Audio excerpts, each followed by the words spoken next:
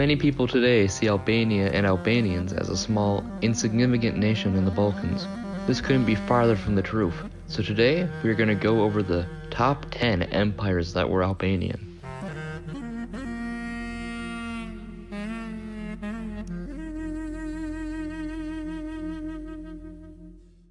Number 10. The ancient Egyptians are considered by many to be a mysterious and unique culture. Finally, the mysteries of Egypt's ancient origins have been revealed by the scientific community. Archaeologists have come to the consensus that the ancient Albanian proto-culture not only existed, but it stretched from the Balkans to the Nile. Geneticists also confirm these findings. Similar genetic traits have been shown to be shared between modern Albanians and pre-Arab Egyptians. Even the DNA code of Coptic Egyptians closely resembles Albanians. Number 9. For the past few thousand years, the Bantu people have slowly migrated across the continent of Africa, settling vast tracts of land and becoming the dominant native force in Africa. New archaeological evidence out of Chad and its neighboring countries show a presence of black Egyptians, who we have proven to be Albanian.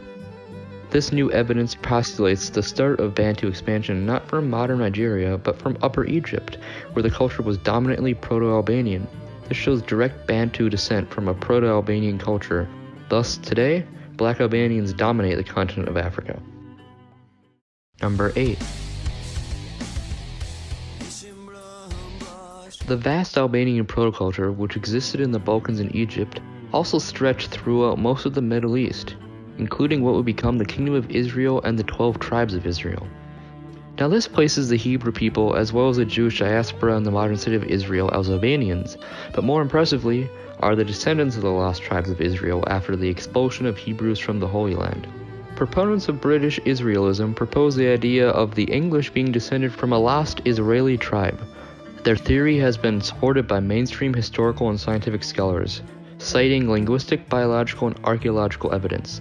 This makes the rulers of the largest and most powerful empire in world history Albanian. Number 7. Another tribe that was exiled from Jerusalem after the conquest migrated to the South Asian region. These Albanian peoples established small tribal communities for a few thousand years. In the 1300s, a man from these Albanian communities, inspired by the recent Mongol success in conquering Persia and Central Asia, as well as many other vast regions, conquered his own empire. Timur was known as one of the most deadly military rulers in world history, pushing his Albanian dominion into Persia, Central Asia, and last but not least, India. The cultural influence of the Albanian Empire into the region can be seen to this day. Number 6. The Albanian Empire of Timur had lasting influences. The Mughal Empire directly descended from the invasions of Timur, ruling India for hundreds of years. In this time, massive numbers of Mughal Albanian settlers flooded the subcontinent. Genetic analysis proves many modern Indians share more genetic data with Albanians than they do with pre-Mughal Indians. This includes many famous leaders, such as Gandhi. Number 5. The descendants of the Proto-Albanians who remained in the Balkans came to be known as the Illyrians. The Greeks who migrated to the southern Balkans coexisted with the native Illyrians. Some states that most would assume to be Greek were actually Albanian or Illyrian. For example, a major Illyrian state was the Kingdom of Macedonia. The Macedonians came to dominate the Greek city-states, and the Macedonian general Alexander the Great even conquered the Persian Empire. Historians attribute the success of Alexander and the Macedonians into superior Illyrian tactics and military technology. The conquests of Alexander would be inherited by his generals, who would spread Illyrian culture across the world. Ptolemy and Seleucus established thriving dynasties in Egypt and Persia, which helped to spread the enlightenment of Albanian culture. Number 4. The ancient Illyrians of the Balkans not only had major contact with the ancient Greeks, but also with the ancient Romans. Modern scholars have discovered new family records from the early Julio-Claudians of Rome. The Julio-Claudian family practiced Albanian culture, and its members became the first rulers of the Roman Empire. Julius Caesar, Augustus Caesar, and so on ruled over Rome, promoting their Albanian culture.